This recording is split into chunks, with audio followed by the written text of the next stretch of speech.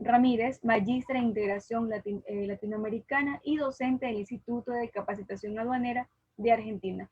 Les doy paso a su saludo y presentación. Bueno, buenas tardes y buenas noches, dependiendo de en qué lugar geográfico se encuentre cada uno. Muchísimas gracias a MyIntelecto por invitarnos a organizar esta jornada. Muchas gracias también por el saludo. Efectivamente, tal como decía Estefanía, estamos cumpliendo 30 años como institución educativa y evidentemente es un motivo de celebración, ¿no? En este contexto tan complicado a nivel mundial, pero un motivo de celebración para nosotros. Así que muchísimas gracias por recordarlo. Tenemos la oportunidad en este caso con Lautaro de hablar de uno de nuestros temas favoritos, ¿no? Hemos trabajado bastante ambos en Organización Mundial de Comercio y particularmente, aunque luego profundizaré más, pero nos parece muy interesante mencionar que la última conferencia ministerial que se ha realizado en la OMC ha sido en Buenos Aires, precisamente, en el año 2017, y el Instituto de Capacitación Aduanera fue una organización acreditada a las jornadas, a las distintas jornadas de la conferencia ministerial. Así que, evidentemente, es un privilegio, en definitiva, haber podido participar como parte de la sociedad civil, particularmente como institución educativa. Así que me parece que eso también es importante que lo mencionemos y luego al ir desarrollando la temática en particular, bueno, compartiremos algunas impresiones que hemos obtenido de esas jornadas y de esa experiencia tan linda que tuvimos en el instituto, o sea, que tuvo el instituto, y bueno, en este caso yo en particular que fui. Así que bueno, muchísimas gracias, reitero, a MyIntelecto, a todos los participantes, tanto los que están conectados de manera directa como a través de las redes sociales, y le doy paso a Lautaro para su presentación, su saludo inicial.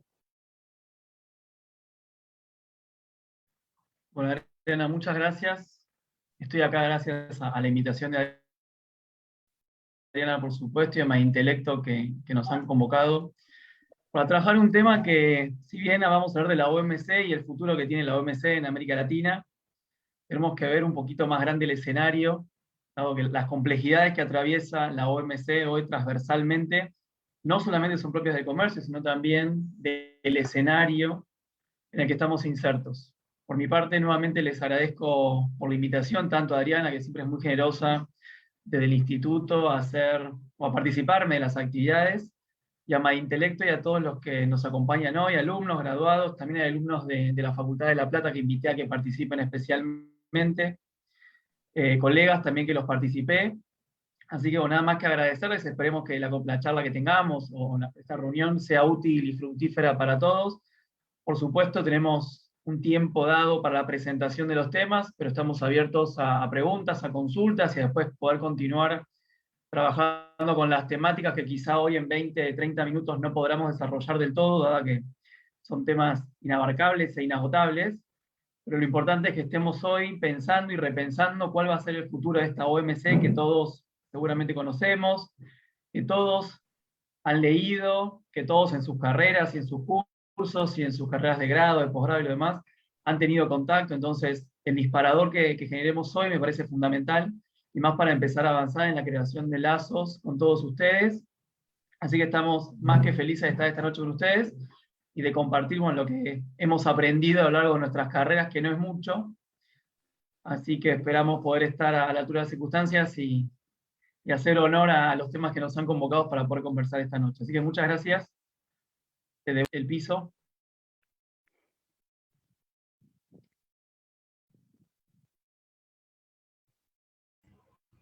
Listo, muchas gracias por asistir.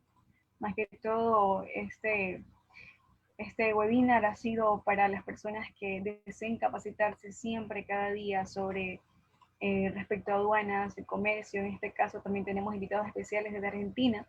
Muchas gracias por la invitación. Bueno, en este caso vamos a empezar pues con los temas para que puedan presentar, y no se olviden que las preguntas van a ser leídas desde el chat.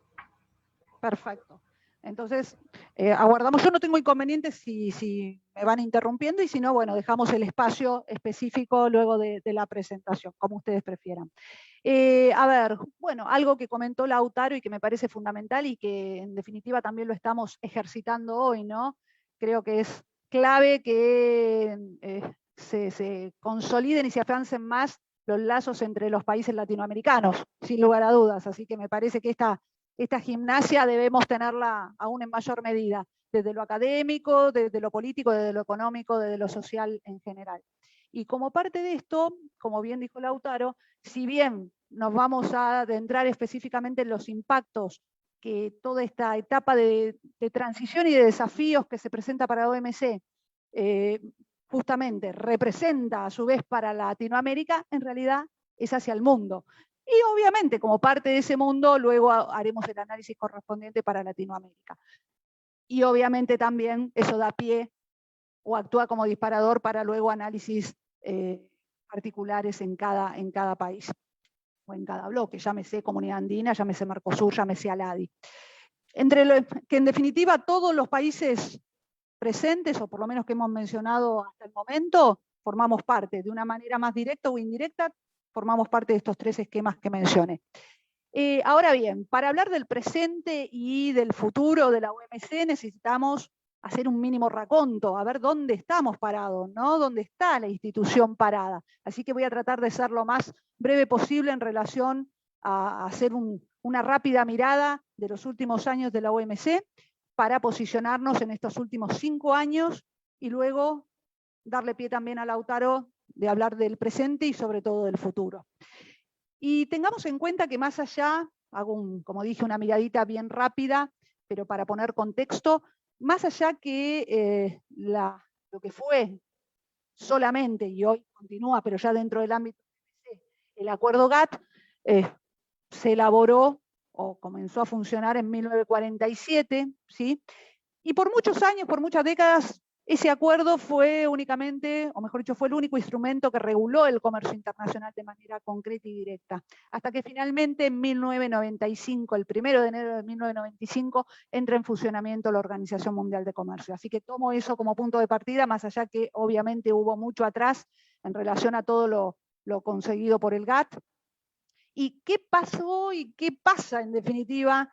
¿Qué pasó en estos 26 años y qué pasa hoy, ¿no? Con esta institución que nos afecta a todos los involucrados en el comercio internacional, en las relaciones internacionales, en la integración y en el desarrollo regional? Y la verdad que en estos 26 años hay algo muy clave que ha sido la ronda de negociaciones actual, la ronda de Doha, la conocida como ronda de Doha, donde hay una serie de temas, entre ellos los vinculados a los subsidios agrícolas, a las patentes, a los servicios, a la pesca ilegal, ¿sí? Que si bien muchas veces queda relegada por otros temas, tal vez, entre comillas, más modernos, más del hoy, como puede ser el comercio electrónico, evidentemente la pesca ilegal sigue siendo un tema sumamente importante, así como los subsidios agrícolas, sumamente importante para muchos países miembros de la OMC, entre ellos G20, del cual Argentina es parte. Y justamente con este estancamiento que de alguna manera se ha dado en la ronda de Doha, en los últimos años, ahora sí ya me voy a posicionar en los últimos 10 años, recordemos que la ronda de Doha comienza en el 2001, ¿sí?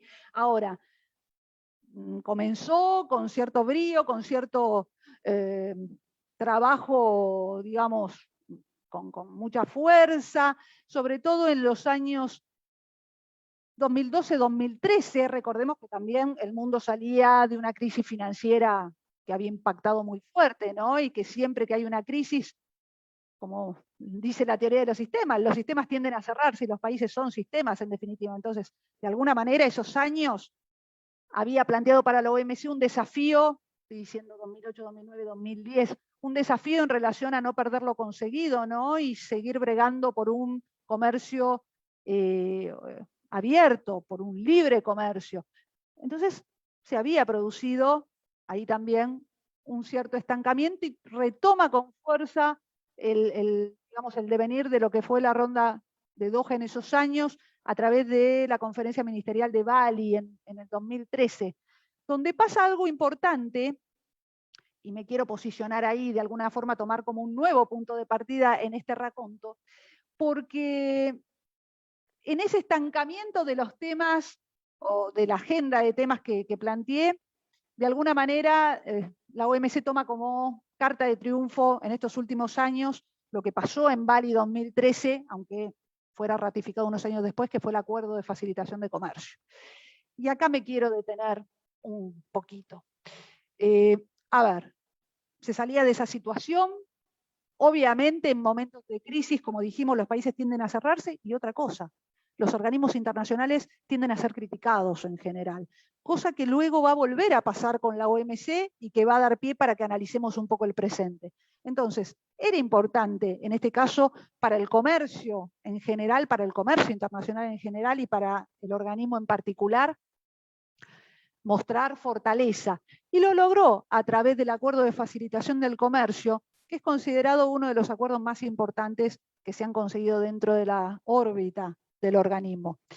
Y este acuerdo me parece que es fundamental para los países latinoamericanos. Me parece que es fundamental para todos los miembros OMC, pero particularmente para los países latinoamericanos, que hoy en definitiva es una región que nos convoca de lleno, porque justamente cada uno en su medida, pero tenemos mucho por trabajar en relación a facilitar el comercio, en relación a disminuir los costos operativos, los costos logísticos, y en definitiva hacernos más competitivos, ser más competitivos, hacer más competitivos a nuestros productores, a nuestros productos, a nuestras exportaciones en general, y en definitiva con eso lograr una inserción más sencilla, si se quiere, una mayor y más sencilla inserción en el mundo.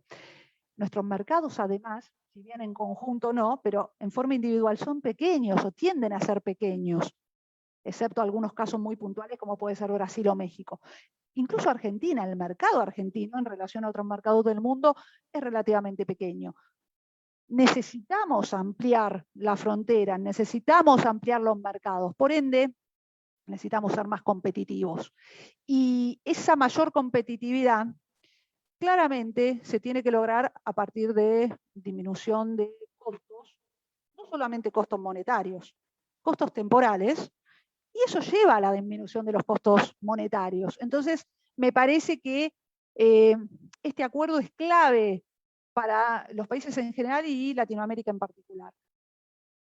Es cierto que luego cada uno ha tenido su grado de implementación hasta el momento, pero me parece que es un acuerdo, una herramienta que ha dado el organismo, que ha dado la OMC, a la cual tenemos que aferrarnos todos los países, especialmente aquellos que tenemos que trabajar y tenemos margen importante en relación a, como dije, facilitar el comercio y disminuir nuestros costos y ser más competitivos. Entonces me parece que es un punto clave de estos últimos años, y de hecho la OMC lo toma así, el exdirector lo tomaba como una de sus grandes cartas de triunfo, ¿no? O una de las grandes cartas de triunfo en su gestión, lo vamos a despersonalizar un poco. Y creo que es así, realmente es una de las cartas fuertes de estos últimos años. Insisto, independientemente del estadio en el cual esté cada uno de las naciones, ¿no? Y en este caso Latinoamérica tiene mucho por trabajar y mucho por ganar, ese es el punto también. Hay mucho terreno por obtener, por ganar, y bueno, hay que trabajar y tomar en algunos casos algunas cuestiones como política de Estado, ¿no? Independientemente, no vamos obviamente a entrar en cuestiones políticas de cada país, pero sí me parece que hay determinados ítems que son importantes que sean tomados como política de Estado en toda la región, justamente en pos de este objetivo. Y volviendo a esa época, a esos años, ¿sí? Ya 8 años, uno a veces piensa en el 2013 y parece que fuera muy reciente, pero es cierto que ya pasaron 8 años. Y en esos 8 años, o en estos 8 años, evidentemente, bueno, primero se tuvo que dar todo el proceso de ratificación correspondiente para que entrara en vigencia, y tengamos en cuenta algo bien concreto. Argentina lo ratificó en el 2017, el acuerdo. los distintos países, incluso algunos miembros de la OMC todavía están en proceso, pero al día de hoy, en el 2017, de todas formas, entró en vigencia de manera general porque justamente se obtuvieron las 2/3 partes de países, o sea, de ratificaciones necesarias para esto. Y quiero plantear algo bien concreto y que justamente muestra la importancia del organismo, porque muchas veces, y eso tenemos que tener en claro, todos los que trabajamos o los que operamos en el comercio internacional o los estudiantes de comercio internacional, cuando a veces se ve como algo completamente lejano a la Organización Mundial de Comercio. Pero si yo trabajo en una empresa de exportación o de importación, o soy despachante de aduana, o soy agente de transporte aduanero, la función que cada uno cumpla en los circuitos importadores o exportadores, no tiene que ver conmigo. Eso es algo, es una institución a la cual van distintos funcionarios de mi país, de otros países, pero no tiene que ver, no tiene una real influencia en mi tarea cotidiana. Y no es así, realmente que no es así. De hecho, justamente el acuerdo de facilitación del comercio planteó, o se desprende del acuerdo de facilitación del comercio, una herramienta que bien usada, o sea, cuando se logre implementar en cada país en toda su dimensión, algunos ya lo tienen, realmente cambia el día a día de los operadores del comercio internacional. Y seguramente la han escuchado mínimamente de nombre, cambia un poquito la denominación en cada país, pero la idea central es BUCE, ventanilla única de comercio exterior. En Argentina se le dice BUCEA, ventanilla única de comercio exterior argentino. Bueno, como con la pequeña diferenciación de cada país, en definitiva, esa es una herramienta muy concreta surgida del Acuerdo de Facilitación del Comercio de la OMC, que nos cambia la vida en lo cotidiano a todos los operadores del comercio internacional. Insisto, a lo mejor alguno está pensando, la verdad que a mí todavía no me la cambió. Bueno, ojo, hay que ver el grado de implementación que se está dando en cada país de esta herramienta. Pero ya el nombre lo dice todo, ventanilla única. O sea, a ver, Latinoamérica tiene, digamos, como una falencia general que debemos mejorar claramente, que es cierta lentitud en algunos procesos administrativos y que justamente hace que perdamos competitividad en relación a otros mercados. Obviamente hay países que lo tienen mucho menos, digamos, aceitado que nosotros estos procesos, ¿no? Pero bueno, digo todo lo que podemos en los ítems en los que podríamos mejorar, ¿no? Justamente para tratar de ser más competitivos. Y la ventanilla única, como la palabra lo indica, lo que propugna o lo que intenta conseguir es que las operaciones de comercio internacional sean mucho más ágiles porque se concentran en una única ventanilla, literalmente, y luego las interconexiones entre los distintos organismos involucrados para cada operación se den de una manera mucho más ágil, porque no soy yo como operadora quien tenga que ir a cada una de esas ventanillas. Tengan en cuenta, justamente hay un análisis de la OMC que plantea que en algunos mercados hay que presentar las mismas cosas en alrededor de 25 ventanillas. Evidentemente, ojo que no estoy hablando no son países latinoamericanos en los cuales se ha dado ese extremo, son los llamados PMA, los países menos adelantados, que en definitiva en cantidad son mayoría en la OMC. Pero digo, de ese extremo a lo que es una real ventanilla única, evidentemente hay mucho por lograr. Y eso sí, es un cambio concreto para un operador, se traduce en disminución de costos, se traduce en mayores ventas, se traduce en mayores ingresos de divisa para los países, que en general el tema de la balanza de pagos y la balanza comercial es una cuestión que históricamente ha preocupado a Latinoamérica. Y como digo, en definitiva, mayores ingresos también para los operadores en forma individual. Entonces, ahí tenemos un ejemplo concreto de regulación por parte de la OMC y cómo no está, digamos, alejada o divorciada del día a día de los operadores, sino que por el contrario, nos atraviesa de manera mucho más concreta de lo que a priori pensamos. Ahora bien, más allá del acuerdo de facilitación del comercio, ha pasado algo que bueno, había arrancado con ímpetu, como mencioné hace un ratito, es cierto que los últimos 5 o 6 años el mundo se ha caracterizado por lo que muchos autores han llamado un proceso o por experimentar un proceso de desglobalización. A quien le interese, recomiendo leer a Rodik, a Rubini, 2 economistas turcos muy conocidos, muy interesantes, muy amenos para leer. Y Rodik lo viene planteando desde el 2010. Y esto ya se empezó a verificar claramente a partir del 2015, 2016. Y pongo unos ejemplos concretos para graficarlo. Brexit, guerra comercial China-Estados Unidos, la administración Trump y los planteos que de todas formas tal vez no sean tan distintos a otras administraciones, pero bueno, claramente fue una posición mucho más extrema y mucho más belicosa a nivel público. Y justamente en ese proceso de desglobalización y de alguna manera de cierto retorno a un bilateralismo, también hubo una crítica muy grande a los organismos internacionales. Y entre ellos, uno de esos organismos tan criticados ha sido la Organización Mundial de Comercio. Entonces, en los últimos 5 años, es cierto que la OMC ha pasado o ha atravesado un periodo de debilitamiento. 2 o 3 cuestiones, no me quiero extender mucho en esto, así después también podemos unirlo con el presente y el futuro que va a desarrollar Lautaro.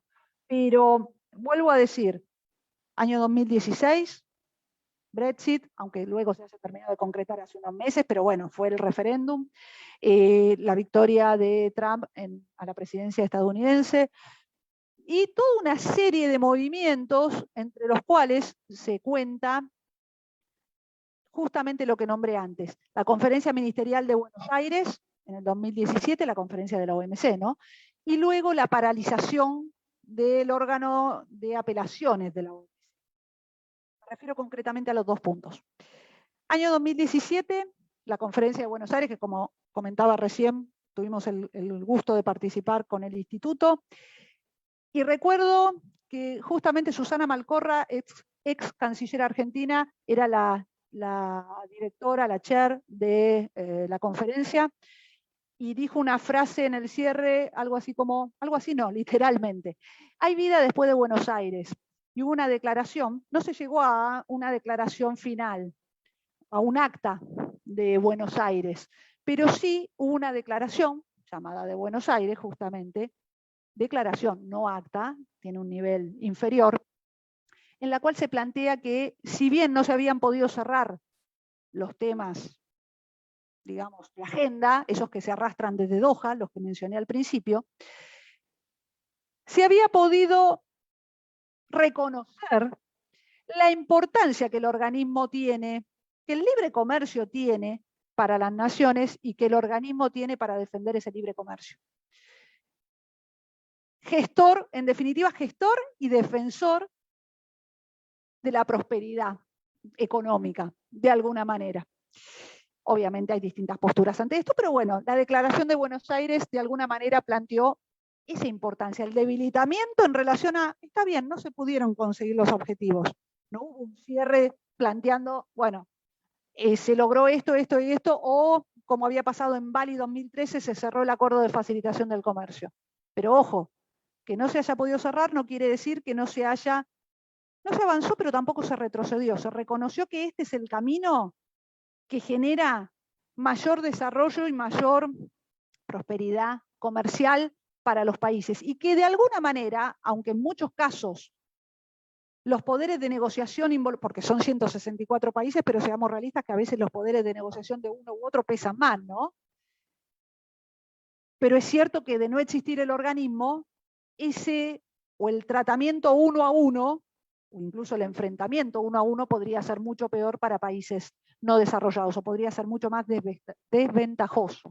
Entonces, en Buenos Aires 2017 de alguna manera se plantea esto, se reconoce esto, y de alguna forma también se expone, bueno, a ver, puntualmente en ese mismo año en el G20 Angela Merkel había planteado que habían sido 19 y 1.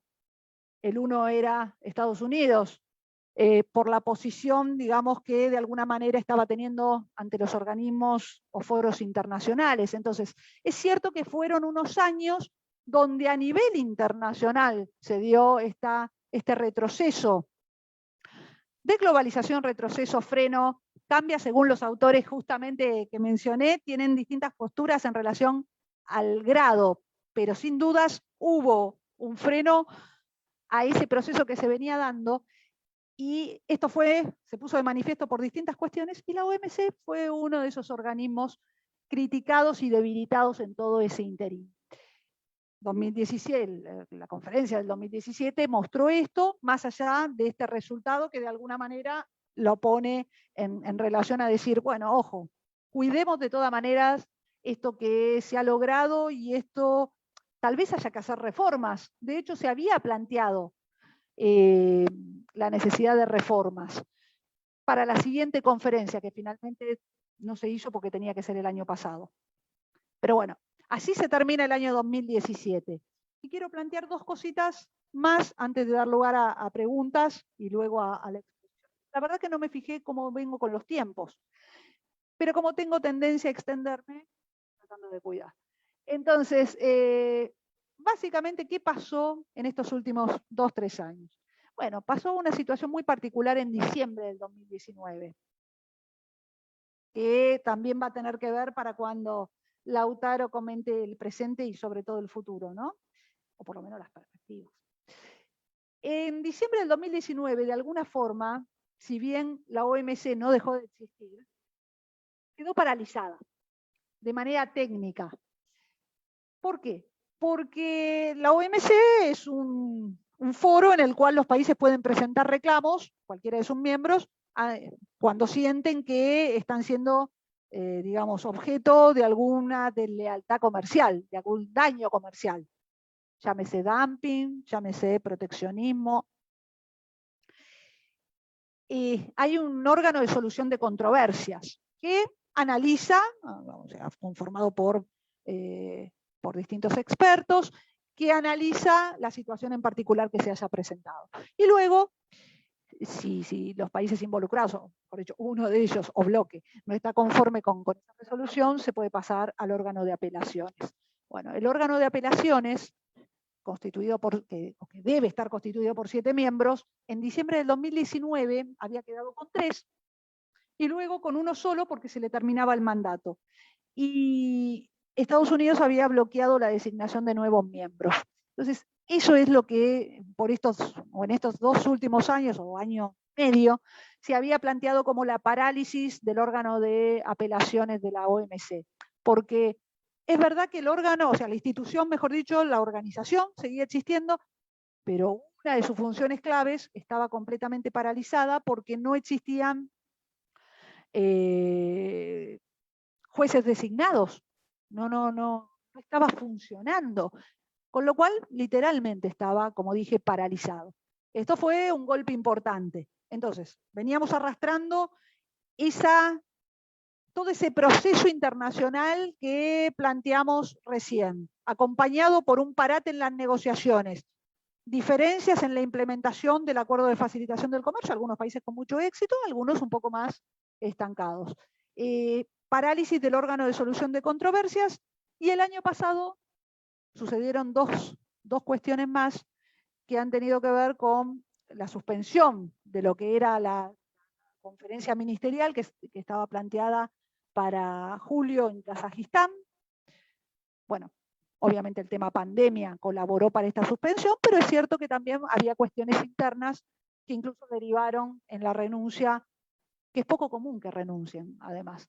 La renuncia un año anticipada, o a un año de terminar su mandato, del director general, que era el brasileño Roberto Azevedo. Entonces, la verdad que quedó en una postura un tanto débil la OMC, acéfala, hasta hace un mes y pico, que asumió una ex ministra de Hacienda de Nigeria, acéfala en relación al órgano de apelaciones, con las negociaciones estancadas, y como dije, sí mostrando de alguna manera como carta de triunfo en estos últimos años el acuerdo de facilitación del comercio, independientemente del estadio de cada país. Entonces,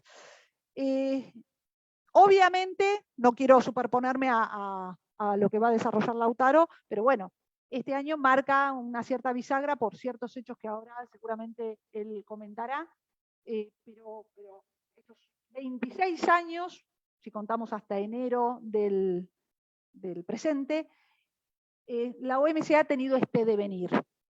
Y los distintos países del mundo han ido acompañando en mayor o menor medida sus herramientas, porque en definitiva los tratados tenemos que verlos también en muchos casos como herramientas, ni hablar, como dije, el del acuerdo de facilitación del comercio, ¿no? No quiero, insisto, superponerme con Lautaro, así que abro las preguntas y me quedo acá, para ya dejar todo lo que es presente y sobre todo, insisto, futuro, ¿no? Y sí, además, el año pasado la OMC hizo una serie de análisis en relación a caída del comercio. Pero bueno, seguramente ahora en alguna pregunta sale también, así que lo dejo ahí pendiente. No sé, Estefanía, o quién mira las preguntas, o si están por acá.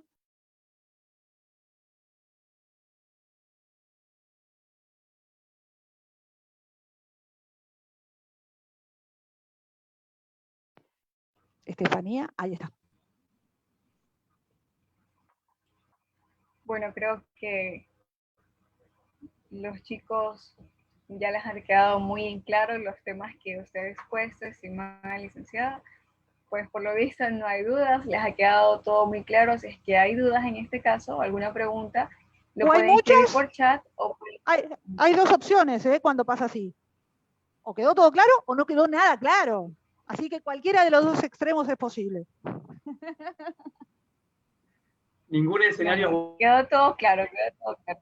Bueno, para mí, entonces. Excelente, claro. Me deja en una situación un poco compleja. Con el presente y el futuro. Ahí sí hay una razón. Faltaba así, destrabar un poco, romper el hielo. Ahí va. A ver, Joana no hay problema, dice, acá hay una pregunta en el chat, Ariana, no sé si querés. Sí, la leo. Joana, hola Joana, buenas noches. Joana dice, mi pregunta es, ¿por qué razón Estados Unidos generó el bloqueo que se mencionó? Bien, buenas noches Joana. Y en realidad, bueno, había, como dije, una posición bastante enfática de la administración Trump y de Trump en particular ante distintos organismos. Puntualmente también dentro de la llamada guerra comercial. A ver, hay algo concreto. China es miembro de la OMC desde el 2001. Diciembre del 2001, 1 de enero del 2002. Muchas veces todo se formaliza el 1 de enero. No todos los tratados, pero bueno, muchos. Y es cierto que China ha tenido un trato diferencial en todos estos años. China se le había dado un estatus especial que luego fue renovándose y que, bueno, ya se han cumplido 20 años, bueno, se van a cumplir a fin de este año, 20 años de su ingreso a la OMC. Con lo cual es cierto que ha tenido ciertas, no digo ni siquiera ciertas preferencias, pero claramente un tratamiento diferencial en relación a lo que ha sido otros países, especialmente en casos de dumping. Y bueno, varios países, o sea, no fue solo Estados Unidos, muchos países han sido críticos y han expuesto esta situación en relación a el tratamiento dado a este país. Dentro del marco de guerra comercial, claramente, en este caso Estados Unidos y puntualmente Trump, se ha quejado varias veces de la situación que vivía China y planteaba que y hay varios casos que luego podríamos analizar, pero que él públicamente incluso ha planteado que los resultados de lo que era el órgano de solución de controversias, o sea, los reclamos presentados no habían sido favorables a Estados Unidos y que claramente estaba siendo perjudicado. De ahí que en más de una ocasión también públicamente mencionó la posibilidad de retirar a Estados Unidos del organismo. sin llegar al retiro del organismo, sí generó esa, como dijimos recién, ese virtual cierre, porque el organismo seguía existiendo, pero sinceramente una de sus, no quiero decir el corazón de la institución, porque no es tan así, pero sí, uno de sus pilares claramente estaba inactivo.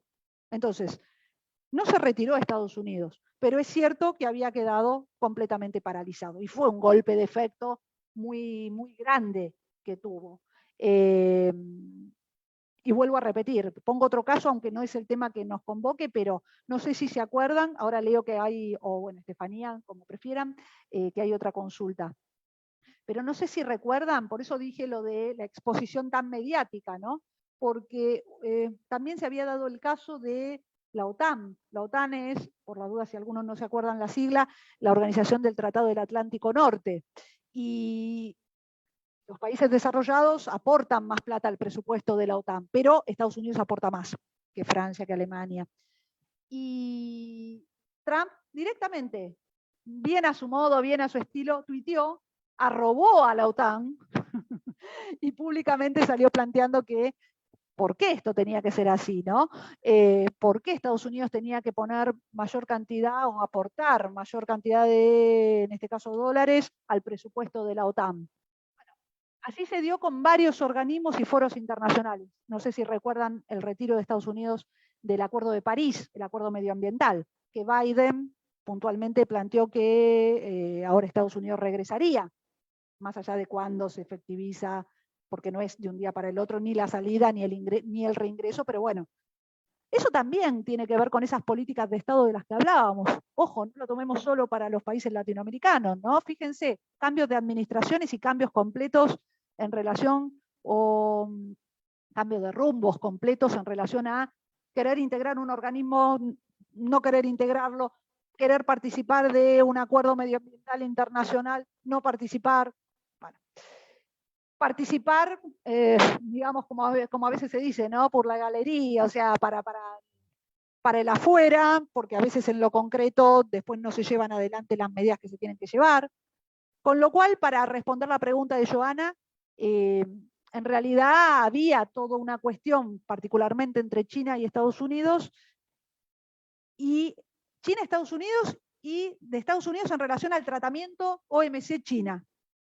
Y esa fue una de las grandes razones o uno de los grandes motivos en relación a ese bloqueo de designación de jueces.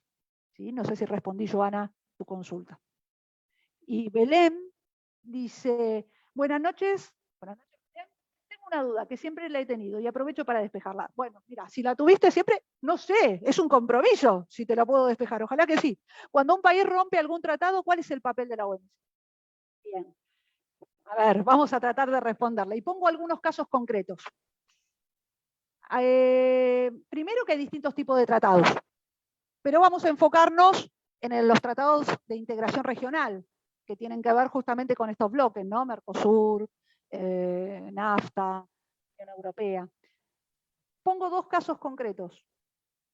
Reino Unido con el Brexit y Venezuela con la Comunidad Andina, que además, bueno, nos toca más de cerca a todos los que estamos hoy acá.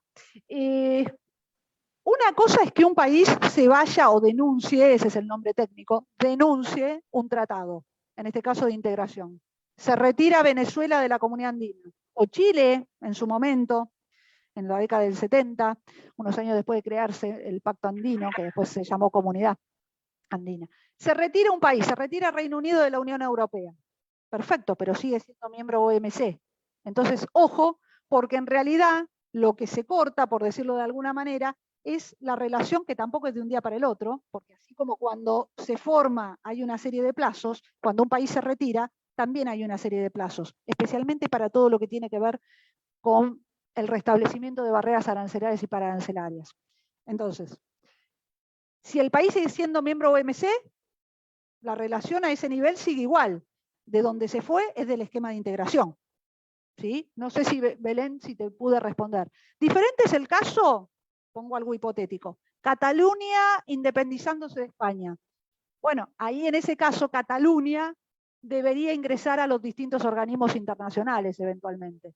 llámese Unión Europea, que de hecho se habla mucho, en este caso OMC, bueno, y quedar regulada bajo las reglas, valga la redundancia, de ese organismo en particular, ONU, el que sea.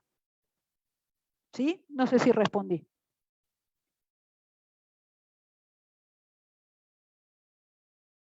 Bueno, me alegro mucho que haya quedado más claro. Y Cristina dice, buenas noches Cristina. Mi duda es, ¿cuál ha sido la consecuencia más notable para los países menos avanzados? Los conflictos comerciales entre países claramente más desarrollados comercialmente.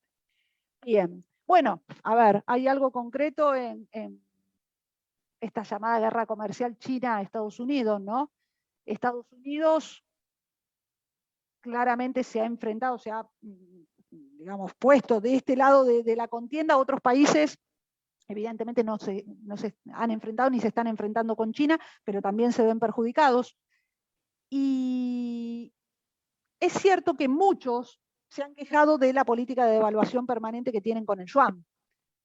¿Qué significa esto? Que artificialmente mantienen o directamente bajan el tipo de cambio de su moneda, con lo cual, solo por tipo de cambio terminan siendo más competitivos, no necesariamente a nivel calidad, si bien eso ya termina siendo un prejuicio porque hoy en día hay muchísimos productos chinos de gran calidad, por eso lo quiero diferenciar, pero bueno, de todas formas, solo por el tipo de cambio, muchos productos chinos terminan siendo competitivos porque es una política del Estado chino de devaluación y que ha sido criticada por muchos países del mundo, no solo por Estados Unidos. Así que ahí hay, evidentemente, un perjuicio de otros países que tal vez no se han enfrentado públicamente ni en foros, pero que también se han visto perjudicados, ¿no?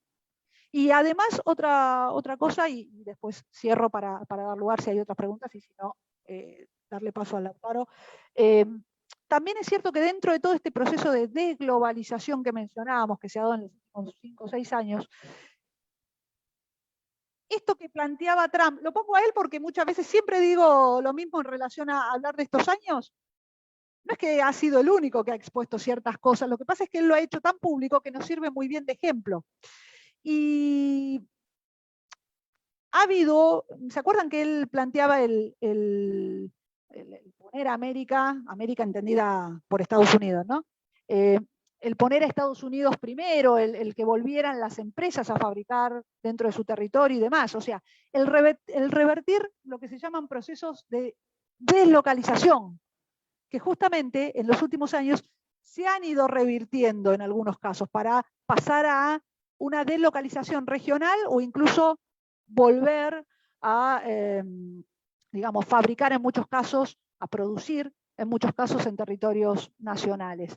Y eso el año pasado con la pandemia también, quienes pudieron llevarlo adelante fue bastante bueno porque dependían menos de los fletes internacionales en todo este contexto, ¿no?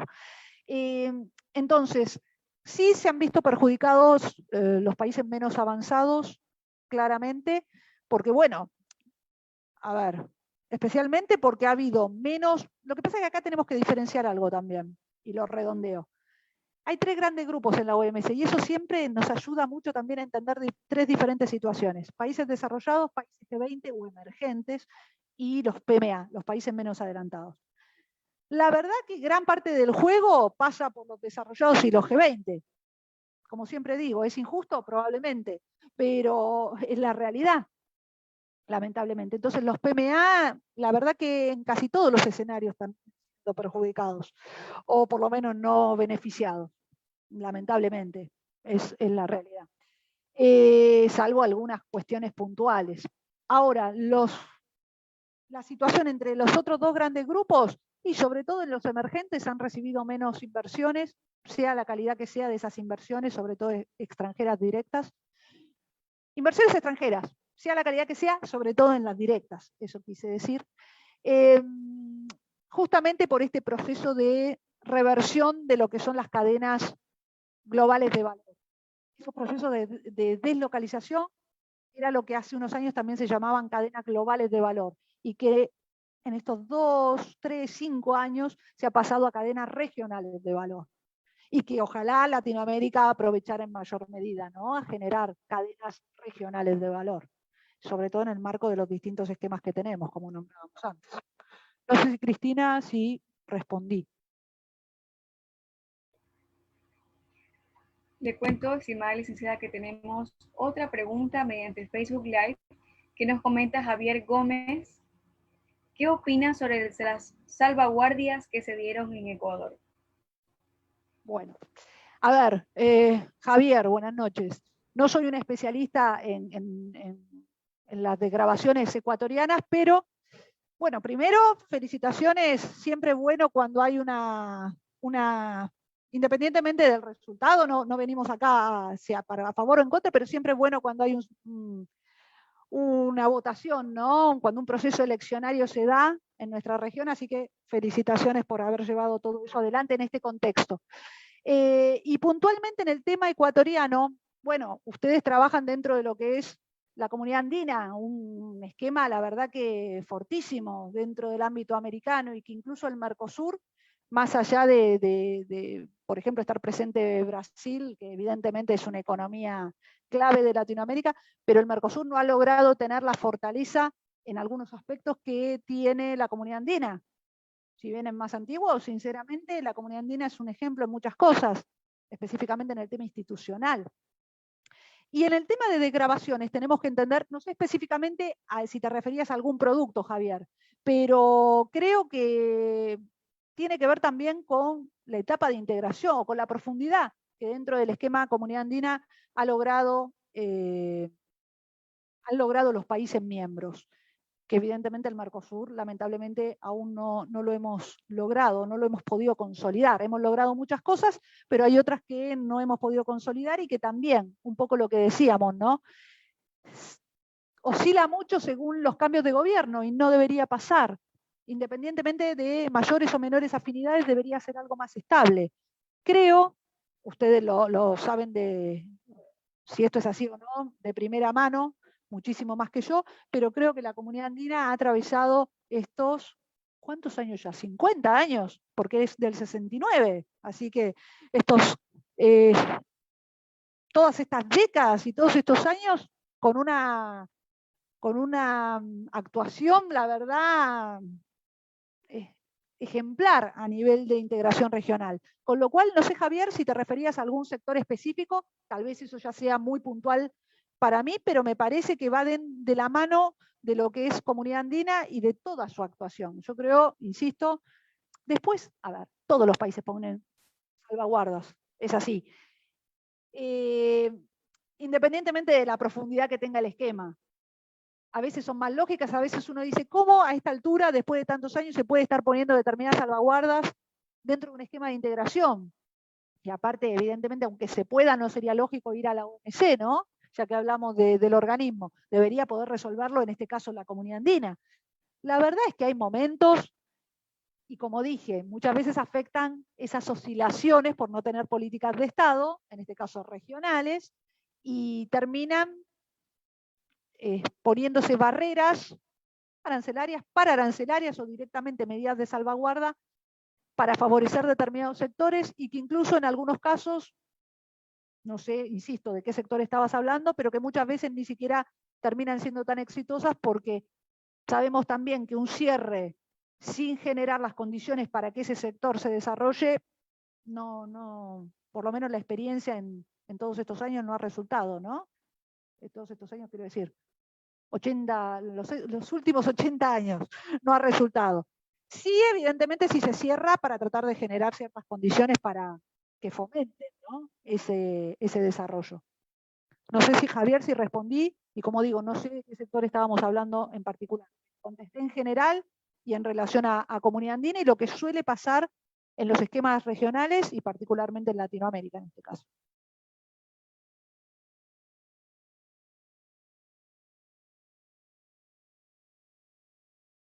No sé si hay más preguntas. Perfecto, Adriana. Te habla Génesis en este caso.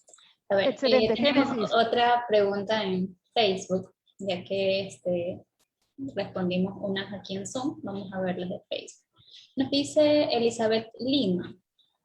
Los beneficios del comercio internacional claramente para países en desarrollo mucho más bajo que el de las potencias ¿Esto se debe en cierta manera a la estructura interna de cada economía o más bien se debe a las políticas dentro de la OMC por el tratamiento preferencial a ciertos países como China?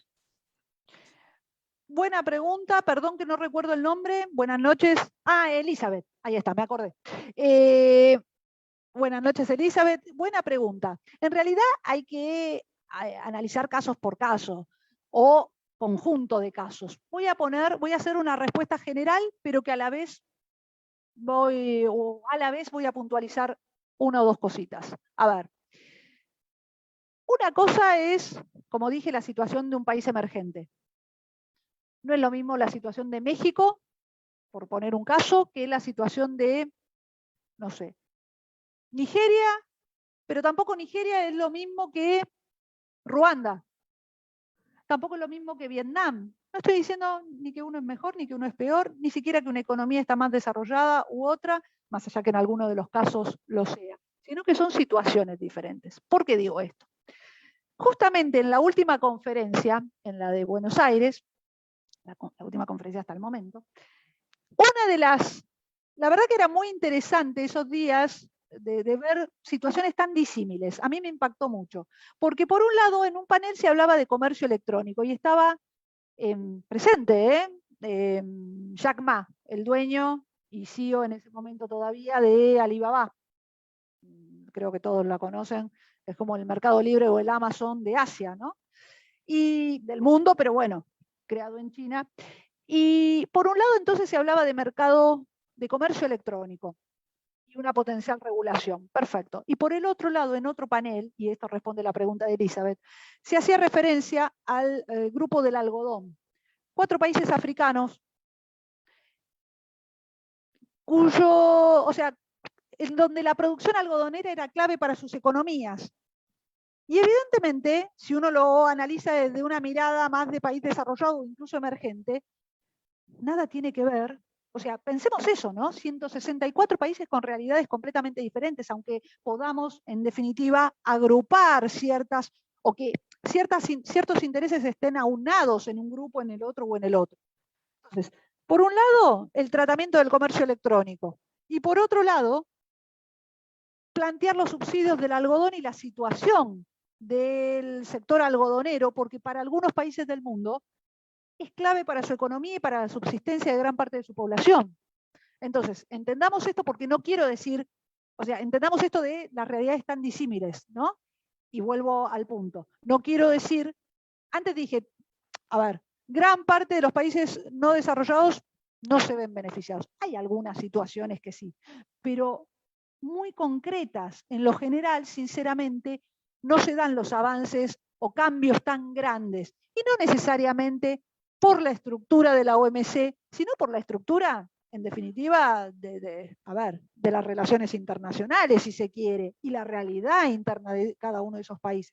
Es como un mix que de alguna manera se transforma en una profecía autocumplida y que no permite que ciertos países salgan del subdesarrollo en el que históricamente han estado y que lamentablemente probablemente sigan estando.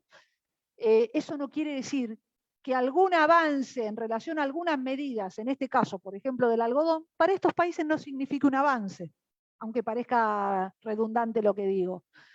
Sí, significa una mejora. ¿Lo va a sacar realmente de esa posición de país no desarrollado? Lamentablemente, probablemente no.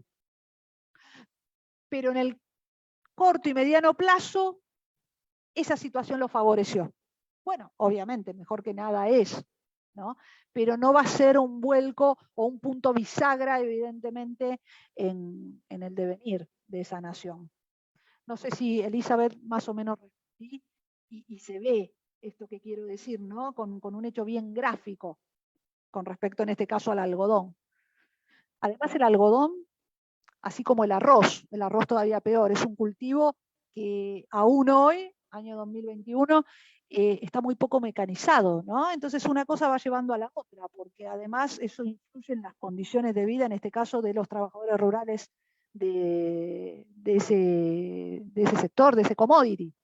Así que es como una cuestión concatenada, en definitiva. Insisto, no sé si respondí la pregunta de Elizabeth y no sé si hay Sí, más dice preguntas. que gracias por la respuesta. No, por favor. Obviamente una aclaración, ¿no? Todo esto lo podríamos desarrollar muchísimo más. Estamos haciendo una síntesis bien grande como para poder responder y seguir, pero cada uno de estos temas da para una jornada en sí misma, la verdad.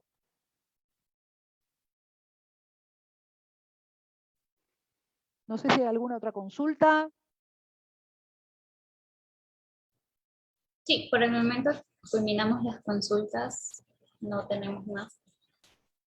Bueno, entonces, después cualquier cosa hacemos otra ronda, pero les agradezco por este rato. Yo igual obviamente me quedo acá conectada, pero ahora, más o menos con este escenario planteado, continúa Lautaro a ver qué está pasando ahora y qué perspectivas tenemos.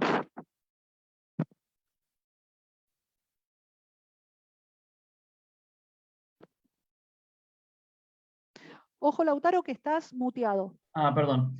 Ahí está. Gracias a todos por haberse quedado hasta ahora. Ya pasó una hora de la presentación. Voy a ser breve, así no perdemos mucho tiempo. Y retomando un poco lo que decía Adriana, en realidad el futuro de la OMC, es importante ver el escenario en el que se encuentra, ¿no? Actualmente el globo, en el sentido que la OMC forma parte de una serie de organizaciones internacionales que se encuentran todas con unas agendas bastante complejas en razón de la transversalización de la cuestión del COVID, sumado a estas problemáticas que Adriana muy bien pudo resumir, como fue el interregno ante la renuncia del director general, como fue el fracaso de Ronda Doha y los temas de arrastre que venían desde ya hacía tiempo, la imposibilidad de avanzar una declaración o un acta de la ministerial de 2017, y en este escenario, atravesado por una pandemia y con una guerra comercial, nos llevó a un escenario bastante parecido al que tuvimos previo, a nivel comercial, al que tuvimos previo a la Segunda Guerra Mundial. Un mundo donde los estados empezaron a elevar sus aranceles comerciales, un mundo donde las barreras del comercio que promovían la liberalización dejaron de ser cumplidas y respetadas, una vuelta a los nacionalismos, con lo cual este escenario a nivel global, poco alentador, también se replicó dentro del Organismo Internacional de Comercio. El desafío gigante que tiene la nueva directora general, que es nigeriana, como ustedes saben, en realidad la directora Ngozi Okonjo-Iweala es la primera mujer que comparte ciertas características con la ex directora Christine Lagarde, que fueron las primeras mujeres en liderar organismos internacionales. Christine Lagarde lo fue del Fondo Monetario, con la particularidad de que ella, la nueva directora, viene de un país africano, y África por primera vez en la historia tiene la posibilidad de realizar reformas y llevar adelante en este complejo escenario estas modificaciones que la OMC no solamente necesita, sino que los Estados miembros están reclamando. En este contexto, obviamente, Estados Unidos no apoyó la candidatura en un primer momento de esta mujer, en razón de que China es quien la empujaba también, y Estados Unidos finalmente cedió ante la postulación de la mujer de Corea del Sur por acompañar la postulación de la nueva directora general. En este sentido, una vez asumida ella en el cargo de directora general, el desafío gigante que tiene es, por un lado, recién veía que preguntaba, ahora si quieren volvemos un poquito sobre el tema de salvaguardias comerciales y el tema de los acuerdos. En razón de los acuerdos comerciales, el primer problema que tiene la OMC, si hasta ahora teníamos el problema de las notificaciones y el problema de cómo se insertaban estos acuerdos comerciales dentro del organismo, el nuevo problema es cómo hacemos para que estos acuerdos empiecen a salir del organismo. Esto se vio en primer momento con la salida del Reino Unido en el Brexit, que Adriana ya perfectamente hizo la descripción. Ahora el problema que tenemos es cuál es el rol que va a tener Reino Unido dentro de la OMC, porque tiene que acreditar como un país nuevo, y la Unión Europea tiene que acreditar como Unión Europea con un miembro menos. Con lo cual ahí también empiezan a jugar, o están en juego, las acreditaciones de nuevos miembros, y en este caso de todos países desarrollados. Como bien también decía Adriana, ustedes saben, en la OMC hay tres formas de ser miembros, y cada uno tiene su estatus, que cada uno se autodenomina, a diferencia con lo que pasa en ALADI, donde hay un comité que resuelve cuál es el grado, o cuál es la denominación, o cuál es la situación de un Estado a nivel latinoamericano para ser país menos o más desarrollado. En la OMC cada Estado elige cuál es su grado de desarrollo, y sobre esa perspectiva es lo que Trump proponía las reformas.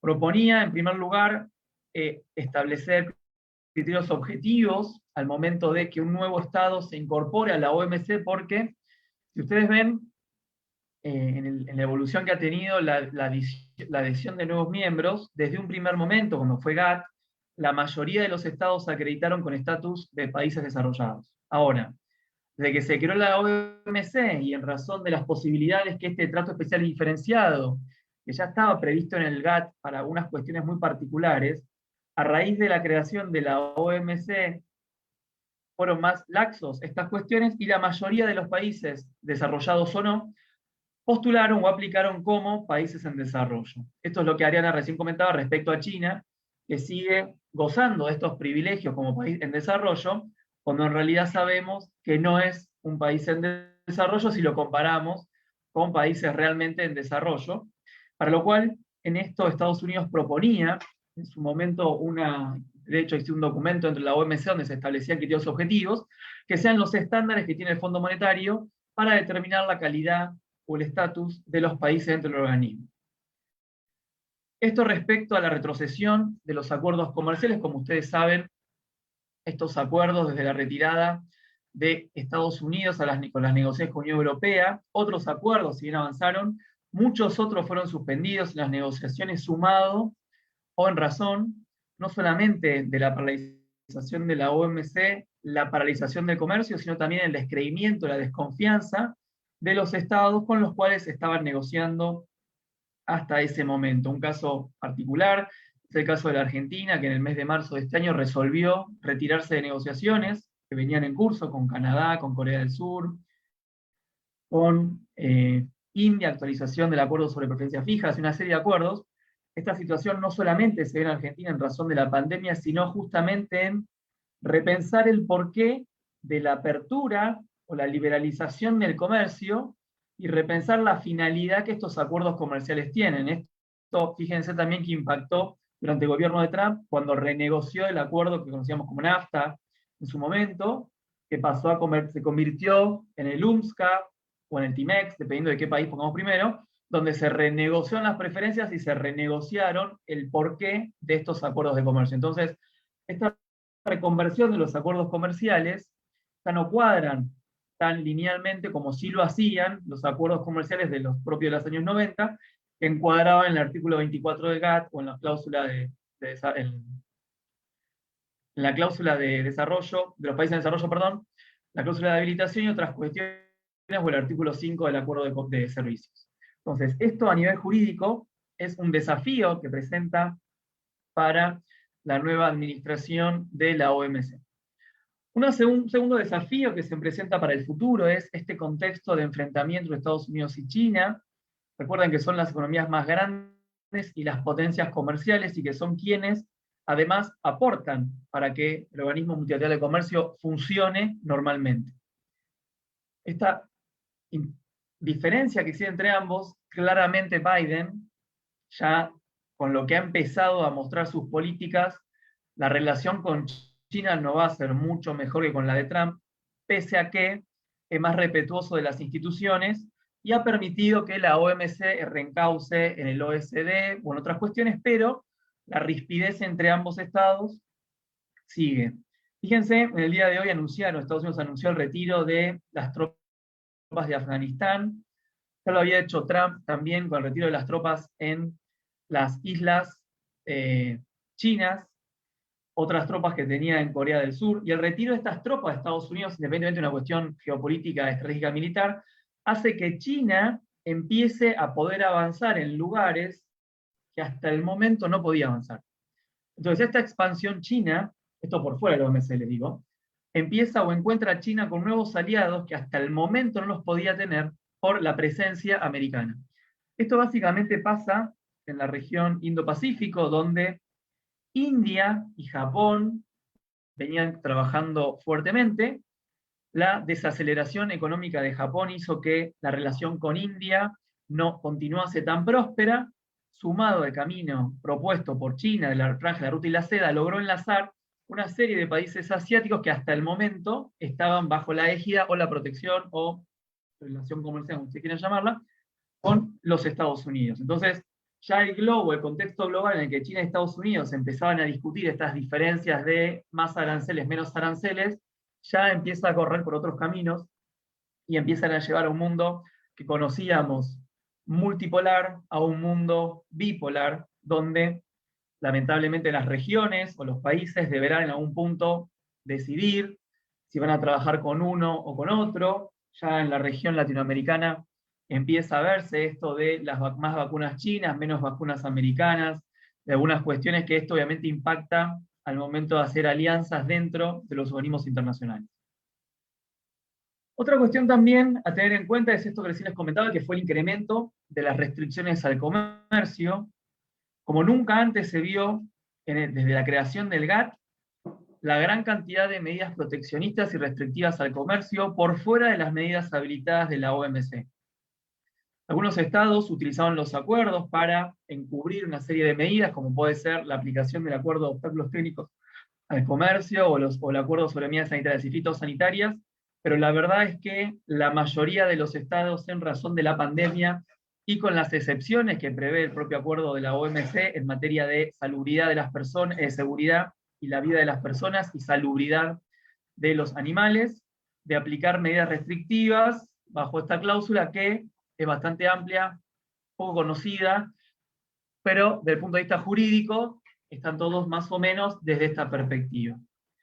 En razón del sistema, por otra parte, de solución de diferencias, el desafío por delante es la modernización del sistema de solución de diferencias, en razón de la imposibilidad, y viendo esta experiencia que hemos tenido de la posibilidad de la paralización, que no sea ya la regla del consenso la que aplique para la toma de decisiones, sino que cada organismo, o cada comité, o cada comisión, o cada grupo de trabajo adopte sus propias normas, a fin de que ningún país pueda bloquear la posibilidad de la participación de los demás estados, o que pueda bloquear la toma de decisiones dentro del organismo internacional. Esto es fundamental porque el sistema de solución de diferencias es uno de los más prósperos, que mejor ha funcionado en el tiempo.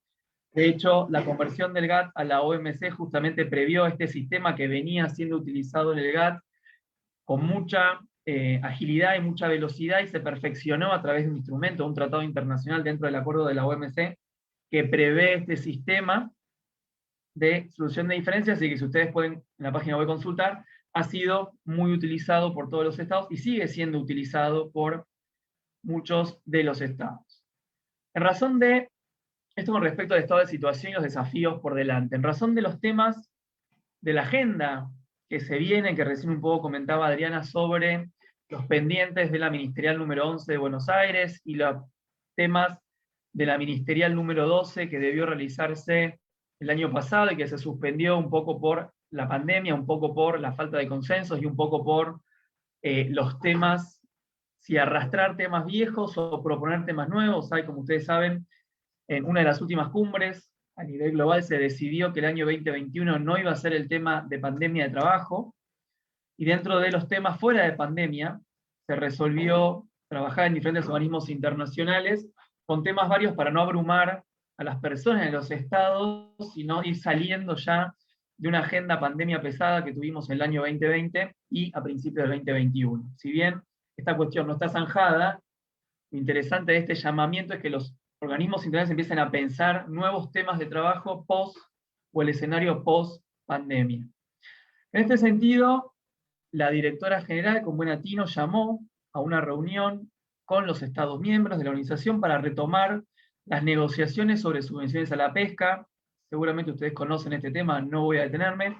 Simplemente este acuerdo que se está negociando sobre subvenciones a la pesca, lo interesante que tiene es que modifica el sistema o la forma en que los estados votan, en el sentido que solamente van a poder votar o participar de las negociaciones aquellos estados que efectivamente o sean países con mar o sean países que pesquen. Es decir, los países que no pescan ni que tienen mar podrán participar, pero se forman diferentes graduaciones de estados, y dependiendo de la graduación o en la línea que caiga cada estado, será mayor o menor la participación. Justamente, este sistema se implementó a raíz de la imposibilidad de arribarse al Acta de Buenos Aires en el año 2017.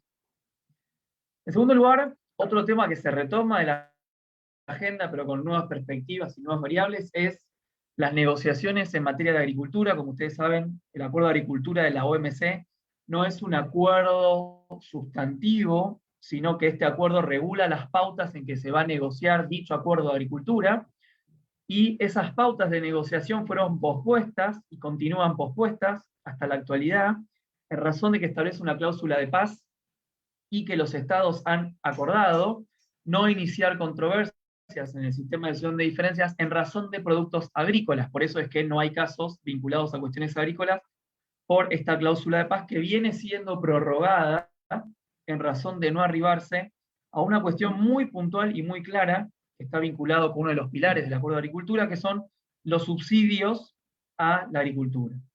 En razón de no existir acuerdo entre los Estados Unidos y Unión Europea en los porcentajes o los grados en que podrán seguir aplicándose subsidios al agro, es que no se arriban a esos acuerdos necesarios, que los países en desarrollo pregonan la eliminación de todo tipo de subsidio en razón de que nosotros producimos sin esa necesidad. Entonces, ese enfrentamiento entre países subsidiadores y países no subsidiarios encuentra en este acuerdo de agricultura un estado latente de posible solución. Se han avanzado ya en la eliminación de la promoción de los subsidios a las exportaciones, que fue un logro del director Acevedo, pero continúan la imposibilidad de establecerse cuál es el grado o el porcentaje de subsidio que pueden seguir aplicándose a los acuerdos, a los productos agropecuarios. Como ustedes saben, la política de la PAC europea es muy importante, la política agropecuaria de la comunidad es muy importante para el desarrollo agropecuario. Lo mismo Estados Unidos continúa subsidiando a sus productores agropecuarios, y ello hace que se distorsione el mercado o comercio de productos agrícolas a nivel global. Si les interesa este tema, los invito a leer el caso de Brasil contra Estados Unidos, que en ese caso Brasil logró demostrar que Estados Unidos aplicaba subsidios al algodón, que creo que habían preguntado una cuestión sobre este tema, y en ese caso está muy bien abordado el subsidio al algodón, y establece las medidas que debería establecer Estados Unidos en razón del reclamo que hizo Brasil en este sentido.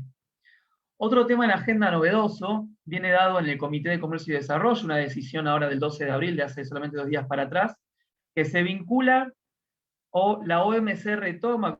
Como ustedes saben, la OMC originariamente no tiene temas vinculados al ambiente, sí ha tenido casos en el sistema de diferencias vinculados al OECD, al sistema de la pesca, el caso camarones, el caso tortugas, el caso delfines, pero generalmente la OMC no tiene ni ha tenido avances en materia legislativa o en acuerdos vinculados al ambiente en razón de aplicarse los acuerdos AMUMA, que son propios de la Organización de Naciones Unidas.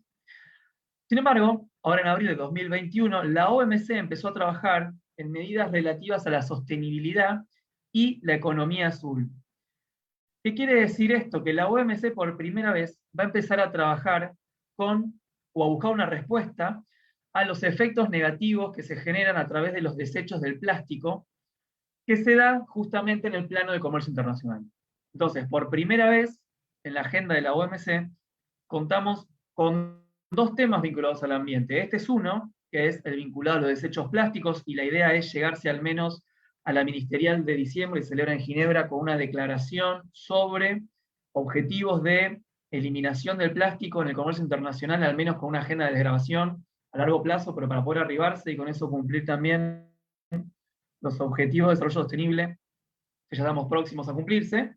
Y este comité tiene también a su vez la labor de abordar el costo ambiental, sanitario y económico de la contaminación que producen los plásticos. O sea, no solamente va a trabajar en la erradicación del plástico, sino también que va a evaluar cómo es esa contaminación que se produce cuando utilizamos plásticos en el envoltorio, en el packaging, en el modo de traslado de las mercaderías. Este comité también va a buscar coherencia regulatoria, es decir, va a tratar de estandarizar procedimientos o normas que se vinculen a la eliminación de la contaminación que se produce por los plásticos, y este tema va a ser abordado en la ministerial número 2. El Comité de Medidas Sanitarias y Fitosanitarias también empezó a trabajar una serie de modificaciones en razón de las cuestiones que ha traído la pandemia, y acá sí ya empezamos a hablar un poco de cómo ha impactado la pandemia dentro de la OMC, y se empieza a trabajar un nuevo acuerdo, una ampliación del existente, en materia de medidas sanitarias y fitosanitarias vinculadas a enfermedades de transmisión por las personas. Como ustedes saben antes, este acuerdo solamente tiene en cuenta las enfermedades que transmiten los alimentos, pero se empieza a pensar ahora nuevas medidas en pos de protección de la vida humana y de enfermedades propias que pueden contagiar los humanos. En razón del comercio y la sostenibilidad ambiental, también el 5 de marzo de este año tuvo la primera reunión vinculada, además de los plásticos, recién les comentaba, otro grupo de trabajo empieza a pensar el comercio y la sostenibilidad ambiental. Y esto tiene que ver con los incendios forestales que tuvieron lugar en Brasil, el Acuerdo de París, que Adriana comentó, que no voy a entrar sobre ese tema, pero que se empieza a ligar o a vincular estas cuestiones que parecían como un poco sueltas por todos lados. La OMC las ha traído a su grupo de trabajo y las está empezando a trabajar para hacer avances, y ha creado incluso dentro de la estructura institucional un nuevo comité, que es el Comercio y Sostenibilidad Ambiental. Es decir, que estas novedades están teniendo lugar estos primeros meses en cabeza de la nueva directora. Por último, dos cuestiones más vinculadas a la crisis de la pandemia, que obviamente es un tema de agenda y que, independientemente de los nuevos temas, hay que seguir trabajando. Hay dos presentaciones bastante interesantes, una que fue realizada por India y Sudáfrica, que promueve la suspensión de la aplicación del acuerdo TRIPS, como ustedes saben, del acuerdo sobre la propiedad intelectual, sobre todo en la liberalización de las patentes para que las vacunas puedan ser producidas a nivel global. Obviamente esto está en discusión, y es un desafío que nos trae hoy la pandemia, y esto de que en un momento fuimos otorgando, fuimos liberalizando o permitiendo que se vayan regulando los derechos de propiedad intelectual, hoy nos damos cuenta que es un obstáculo para el avance de la ciencia y para la salud. Y en razón de la invitación que hicieron hoy ustedes, que están en su mayoría en Ecuador o en otros países, hoy se presentó ante el Consejo General también un documento por una serie de países de que participa justamente Ecuador, Australia, Brasil, Canadá, y esto es un poco la visión de América Latina en esto de las vacunas y la propiedad intelectual. Se presentó un documento, les voy a pasar por el chat si quieren el número, si lo quieren buscar. Una comunicación que en realidad no pretende reformular ningún acuerdo ni ninguna cuestión, sino sí empezar a trabajar en la utilización de la capacidad que no esté utilizada o que esté subutilizada en los países desarrollados para poder producir mayor cantidad de vacunas. Es decir, que la capacidad que no esté utilizada, o la posibilidad de ampliar esa capacidad, se empieza a explotar a través de la cooperación internacional, y ese cooperante internacional sería, o el intermediario para poder proveerse estas nuevas vacunas, sería la Organización Mundial del Comercio.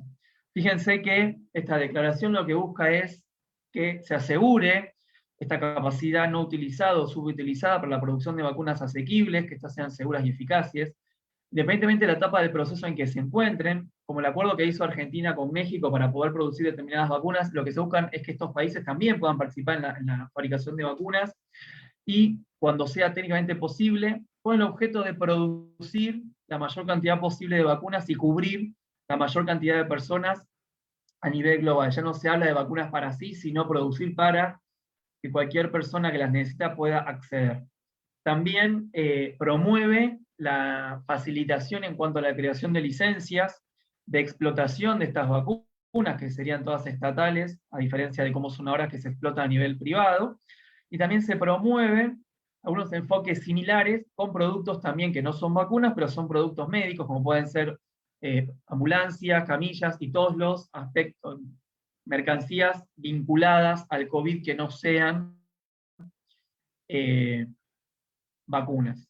Entonces, el escenario que nos enfrenta, para ir redondeando, es esto que les comentaba. Llegamos con una OMC bastante erosionada, con una directora general que promueve el desarrollo justamente de los países en desarrollo dentro del organismo, que tiene que hacer equilibrio con estas problemáticas con China, Estados Unidos, Unión Europea que está cimentada y sobre sí misma, un Brexit, cada país como los bloques un poco trastocados, y dentro de esto promover agendas que logren poder atraer de nuevo la atención de la OMC, que pueda llevar a buen puerto, es decir, que sean experiencias y que sean objetivos con resultados esperables, justamente para darle nueva vitalidad al organismo, y todo ello enmarcado dentro de este contexto del COVID que pareciera no tener fin. Así que básicamente es esto, un súper repaso del escenario que tenemos. Ariana asiente porque sabe que estaría hablando 200 horas más porque es un tema que me encanta,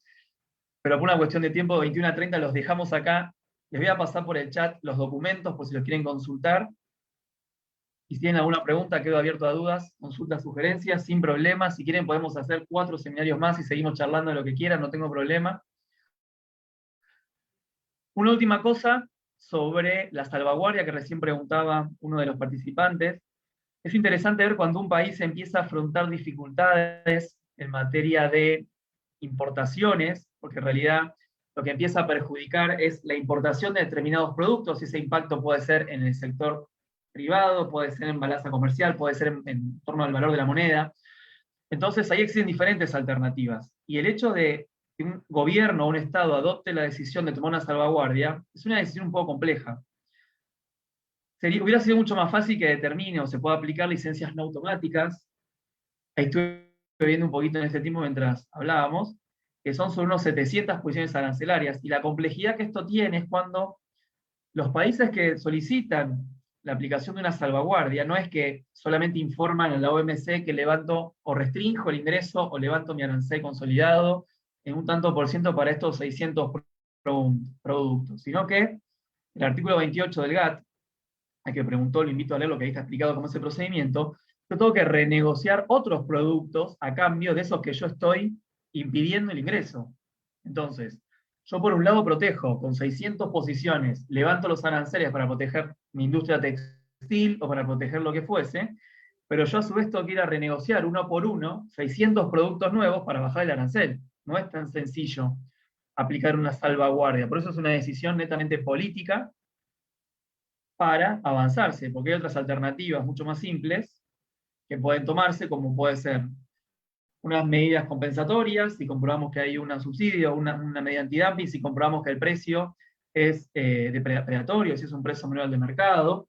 Nosotros cuando en Argentina me tocó trabajar en la eliminación de las DEJAI cuando Argentina ganó el juicio, perdió el juicio, perdón, contra el caso con los Estados Unidos y Europea, en diciembre de 2015, la alternativa que teníamos era, volvíamos a licencias no automáticas, o aplicábamos una salvaguardia, o dumping, o medidas compensatorias, o todo a la vez. La reunión que tuvimos en aquel entonces con el presidente, lo conversamos, y claramente no era una decisión en esa instancia, es cuando Argentina volvía a jugar dentro de la OMC en diferentes cuestiones para cumplir los compromisos internacionales, empezar con una salvaguardia para seguir a renegociar las posiciones arancelarias que ya veníamos complicados dentro de ese escenario. Entonces la decisión de aquel entonces fue aplicar medidas compensatorias para los productos que así fueron, aplicar medidas antidumping para los productos que así fueron, y aplicar licencias no automáticas para los productos que requerían cierto cuidado. El resto se liberó. Entonces pasamos de 1.200 productos con DEJAI a tener una lista de 223 productos con licencias no automáticas, medidas antidumping o medidas compensatorias. Pero eso siempre, no sé quién preguntó, es una decisión de neto corte político, la adopción o no de una de estas medidas. No digo más nada, termino acá, perdón. Cualquier duda que tengan.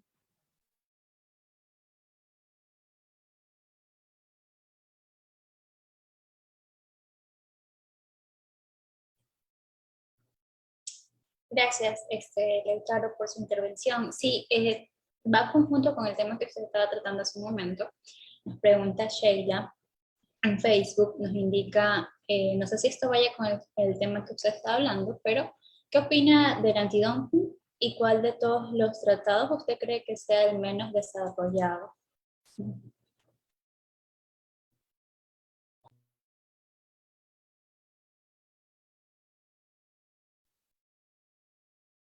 Perdón. Ojo, En razón de la medida de antidumping, no es que tenga una opinión o no. Las medidas antidumping son medidas objetivas, que se dan en el supuesto en que un producto sea importado a un valor de mercado inferior al de producción.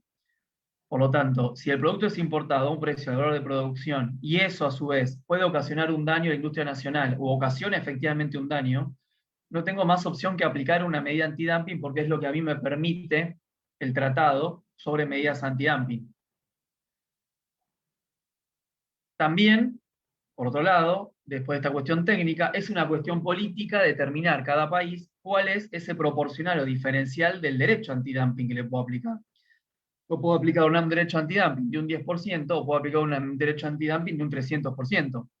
Y ahí nuevamente entra en juego las cuestiones políticas. Habrá que ver si es un producto para nuestro caso, o para ustedes, intra-Mercosur, o entra Alianza del Pacífico, Comunidad Andina, el grupo que fuera, ¿qué medida le voy a aplicar yo a Brasil, que es mi principal socio comercial, cuando veo que me está exportando un producto a un precio inferior, o si el producto viene de un mercado que compré una vez 15 minutos y que efectivamente le puedo aplicar y no voy a tener una retaliación desde otro lugar?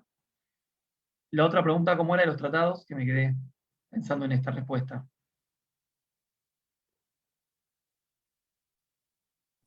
¿Cuál de los tratados usted cree que es el menos desarrollado? Bien, respuesta a esta pregunta, no sé si existen tratados menos o más desarrollados. Lo que sí tenemos que pensarlo cuando pensamos en acuerdos comerciales es si son más o menos amplios. Y en ese sentido hay dos cuestiones para ver. Los que trabajamos con acuerdos comerciales, hay dos cosas que siempre vemos para esto. En primer lugar es el grado de integración que se proponga un acuerdo. Si vamos a hacer una zona de libre comercio, vamos a hacer una unión aduanera, vamos a hacer un mercado común, no importa el grado que fuese. A quien le interesa este tema puede consultar Vela Balaza, un libro de 1960 que es espectacular, que explica súper sencillo los grados de integración. Y en base a eso entonces deberemos trabajar nuestro texto y fijarnos qué disciplinas comerciales son las que vamos a incorporar al acuerdo. Obviamente los acuerdos van variando a lo largo del tiempo, porque las disciplinas no son las mismas. Nosotros no podemos hablar de un acuerdo de comercio de los años 60, 70, como fue la Unión Aduanera de Benelux, y que prevea cláusulas de comercio electrónico. Entonces, los acuerdos obviamente van a ir regulando cuestiones vinculadas a lo que va pasando en el tiempo en que tienen lugar. Por eso fue que tuvo lugar la reforma al NAFTA, por eso es que en el ámbito de Mercosur se aprueban constantemente protocolos que van incorporando temas que no se previeron en el momento de su constitución, pero sí los acuerdos más interesantes, o si quieren estudiar este tema, lo pueden analizar. Como ustedes saben, existen tres tipos de familias de acuerdos comerciales. Uno son los acuerdos comerciales que promueve o que celebra Estados Unidos, con sus particularidades y sus características. Otros son los acuerdos que promueve y celebra la Unión Europea, que ahí existe hasta un protocolo de cómo se negocia y qué contenido y qué forma tiene que tener ese texto. Y en nuestro medio tenemos la familia de acuerdos comerciales, lo cual me encanta que así sea, la familia latinoamericana de acuerdos, que son aquellos en que participan estados latinoamericanos en razón de lo que nos dice el Tratado de Montevideo de 1980, por el que se crea la LADI, que establece los diferentes formatos de acuerdos comerciales. En este contexto, entonces, ¿cuál es el mejor o peor acuerdo? Dependerá de la mayor o menor posibilidad de negociarse disciplinas comerciales. Entonces, si me preguntan hoy cuál es el mejor acuerdo comercial es aquel que prevé la mayor cantidad de disciplinas comerciales, porque mejor que esté regulado, aunque sea de manera escasa, a que no diga nada sobre un tema particular. Porque ese que no diga nada, o que me quede un blanco, es una ventana que ahí me queda para empezar a dudar si entre medio es, o sea, me queda un gris. Y lo mejor en este contexto de comercio internacional, que bueno, que la necesidad de la previsión y la necesidad de jugar con reglas claras, es importante que todo, o la mayor posibilidad, o la mayor cantidad de temas estén previstos en los acuerdos comerciales. No sé si contesté la pregunta con esta respuesta.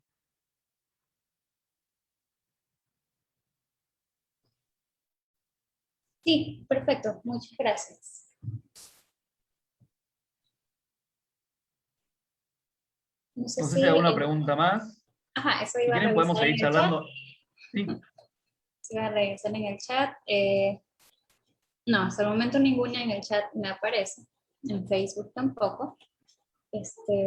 Bien, no hoy, que ya debe tener mucha información encima para pensar. Cuando quieran podemos hacer otra charla de esta sin problema, de algún tema quizá un poco más puntual, no tanto coyuntural, de alguna cuestión bien puntual. Adriana es experta en el acuerdo de facilitación del comercio, así que ahí podemos aprovechar a preguntar lo que querramos. Acá me pregunta Osvaldo qué es el antidumping. El antidumping es una medida de defensa comercial que se le aplica en aduana cuando ingresa una mercadería y yo compruebo que esa mercadería está ingresando a un precio menor al de producción. Por ejemplo, ahí me sale producir en China este lápiz 10 pesos, pero yo lo exporto a 5 pesos, porque a mí lo que me importa es que ingrese en el otro mercado y empiece a perjudicar a los que fabrican estos lápices para yo después hacerme del mercado. Una vez que yo tengo el mercado, me aumento el precio y vuelvo al precio real. Entonces me aseguro de haber ingresado al mercado. Cuando esto se detecta que es una práctica desleal en el comercio internacional, los estados tienen la posibilidad de aplicar una medida antidumping, que es esos 5 pesos de diferencia que yo no estoy cobrando en el precio, se lo aplico a través de un derecho ad valorem en aduana. Entonces, lo que entraba como 5 termina ingresando con el valor de 10 y entonces compite en iguales condiciones que mis productores a nivel nacional.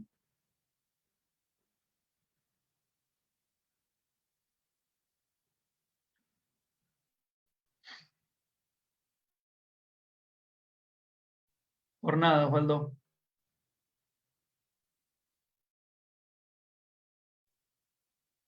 Bueno, entonces, si no hay más preguntas, no sé, Wendy o Michelle.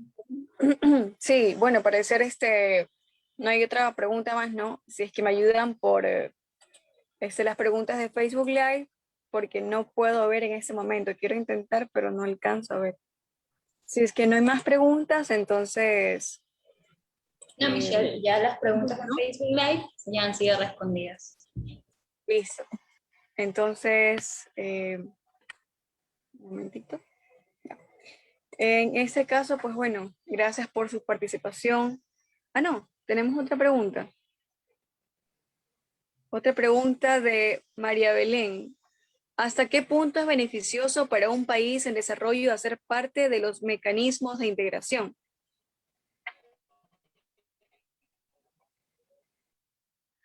Bueno, para los países en desarrollo siempre fue beneficioso participar de acuerdos comerciales, en razón, sobre todo si hablamos de la región latinoamericana. Ustedes saben, primero la LAIC, en 1960 buscaba crear un mercado común latinoamericano. Esta unión entre países obviamente lo que hace es ampliar el mercado de cada uno, porque ya sabemos que cada uno con nuestros mercados no llegamos a buen puerto en razón de que no son tan grandes. Salvo el de Brasil, que es uno de los más grandes, todos los demás estados tienen mercados muy pequeños. Entonces, formar parte de los mecanismos de integración no solamente es útil para poder insertar las mercaderías en otros mercados, sino también para formar alianzas de geopolítica a nivel global. No es lo mismo ir a negociar con un Estado que negociar con los países de Alianza del Pacífico. No es lo mismo negociar con un país perdido que negociar con todo el bloque de comercio. Entonces, desde el punto de vista comercial, lo beneficia en que puede acceder a nuevos mercados. La contracara es que también va a tener que permitir el ingreso de productos a su propio mercado, pero lo lleva a crear nuevas alianzas, lo que se conoce como soft law, que le va a permitir entonces obtener mejores concesiones al momento de tener que negociar otras cuestiones con otros estados. Entonces, si es beneficioso, sí. Los acuerdos comerciales promueven. Los acuerdos comerciales, y con esto termino, creo que no hay más preguntas, los acuerdos comerciales no promueven en sí mismo el desarrollo, sino que son un medio para llegar al desarrollo, además de otras instituciones u otras estructuras que podemos crear. Son un medio y no son un fin en pos de la promoción del desarrollo económico. Entonces, siempre va a ser beneficioso. Complemento una cosita para cerrar complemento la respuesta de Lautaro en relación a la pregunta de Belén. Igual hay otra pregunta, que seguramente, bueno, la contestamos. Sí, claro que sí. Hay otra pregunta más. Exacto. De Belén Merino nos comenta qué tanto puede afectar una pandemia a que los países realicen libre comercio.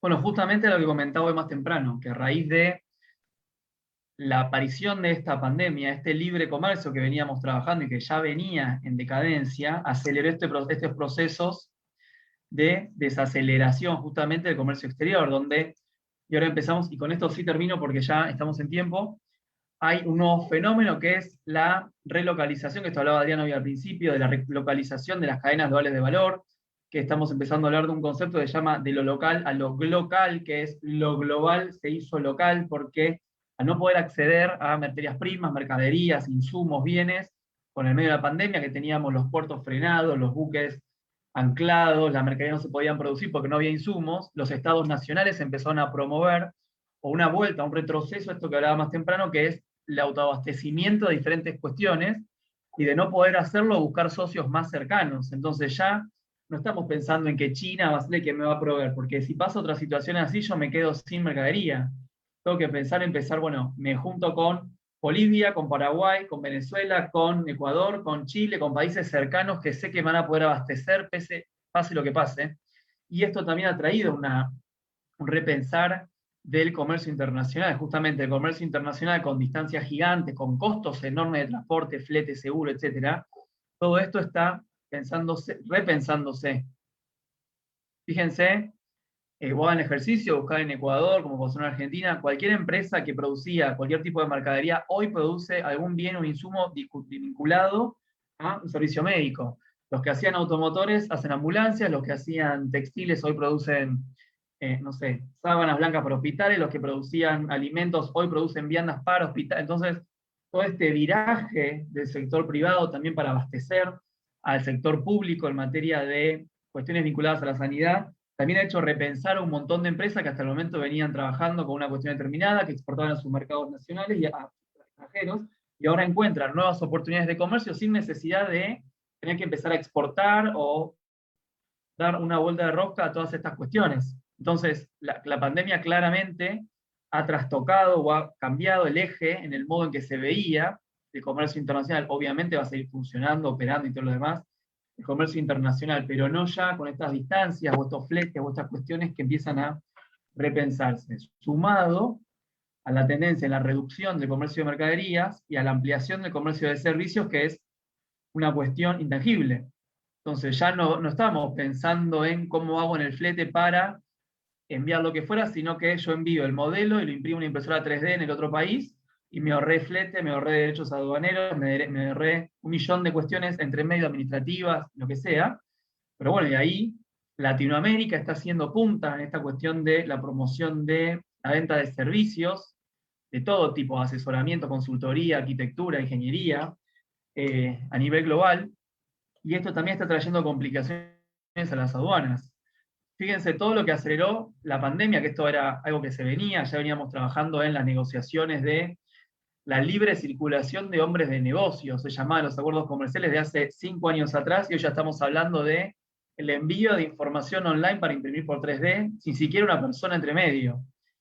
Con lo cual, lo que conocíamos hasta ahora ya quedó viejo, y lo nuevo todavía no termina como de encontrarle la vuelta, y todo esto también es un desafío que tiene para la OMC hoy, ver esta forma de comercio, cómo la regula.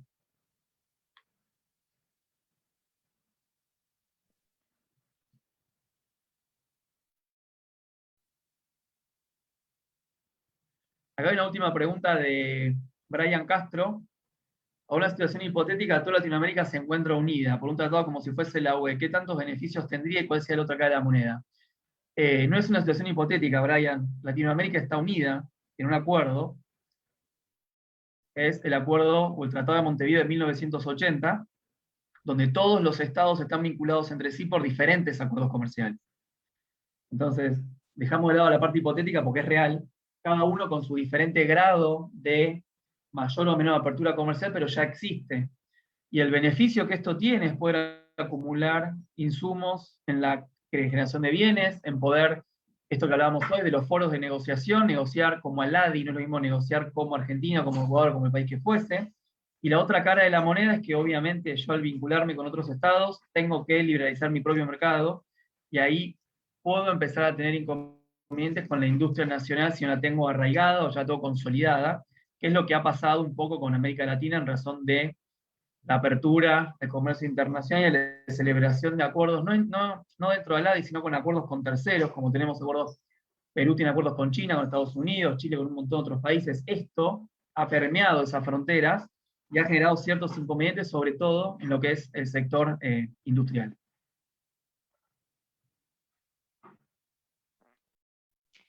Y para redondear, una cosita que complementa la pregunta de Belén, pero de Belén había justo dos Belén.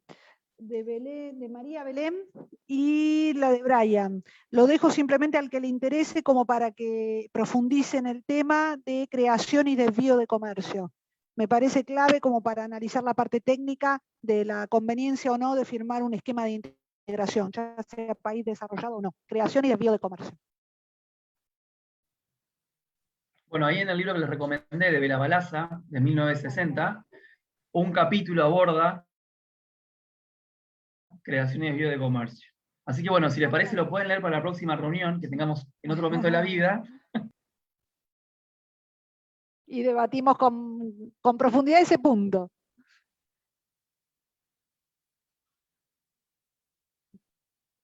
De nada. Listo, entonces no hay más preguntas, ¿no? Por parte de la audiencia, por Facebook Live, no me puede ayudar Génesis, porque por aquí ya no hay más preguntas.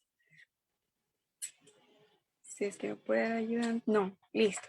Entonces, bueno, de antemano les agradecemos por la intervención de Adriana Narváez y Lautaro Ramírez por su integridad, más que todo su ayuda dentro de este webinar, ya que este webinar, como bien dice el nombre, es el futuro de la Organización Mundial del Comercio y los posibles impactos para Latinoamérica. Entonces, espero que toda la audiencia, que les haya quedado muy claro, que recuerden, siempre estamos pendientes de ustedes, más que todo, y que se sigan formando día a día. En este caso tenemos la oportunidad de invitados especiales de Argentina, que muy poco lo vemos, pero muchas gracias. Y pues también les recordamos a los participantes que solicitaron la certificación internacional, que el mismo que será enviado en el transcurso de las siguientes horas a los correos registrados. Asimismo, en el caso de que alguien más esté interesado en obtener esa certificación, nos puede escribir al WhatsApp por los números de 096 73 82 24 18 o los números que se les va a proporcionar dentro de este chat. Si es que no hay ninguna intervención o alguna pregunta, pues nada, les agradezco de antemano de parte de mi intelecto y pues esperamos verlos o invitarlos en una próxima. Bueno, muchas gracias. Ahí justamente estaba saludando en el chat, pero bueno, muchísimas gracias a todos por sumarse. Bueno, nos pueden seguir ahí, Lautaro puso el mail, si no por LinkedIn, me parece como una vía súper útil también para estar en contacto. Adriana H. Narváez, así que me encuentran fácil y bueno, Lautaro también ahí tienen el mail. Así cualquier cosa, seguimos en contacto. Muchísimas gracias a todos y muchísimas gracias, Michelle. Muchas gracias a ustedes también. Muchas gracias a todos, tengan una excelente noche y están cordialmente invitados a una próxima apertura que ya vamos a organizar. Asimismo, Adriana y Lautaro y todos los que están presentes en esta noche quedan totalmente invitados. Así que estamos programando otra actividad parecida gustosamente. Gracias por su intervención. Muchas gracias. Que tengan muy buenas noches. Muchas gracias. Cómo no, gracias, Génesis. Buenas noches para todos. Muchas gracias. Bueno.